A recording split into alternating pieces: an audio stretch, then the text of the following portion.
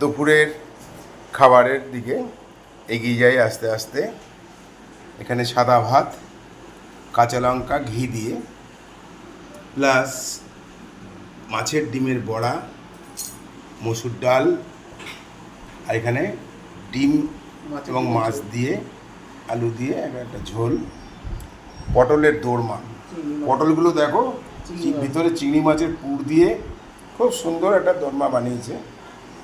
আর এখানে আম দুধ। ঠিক আছে, তাহলে খাওয়া শুরু করো। আমি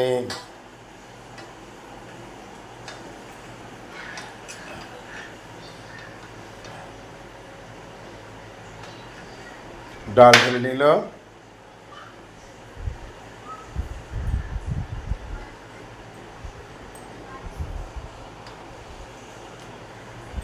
কাঁচা লঙ্কাও খেয়ে নিল।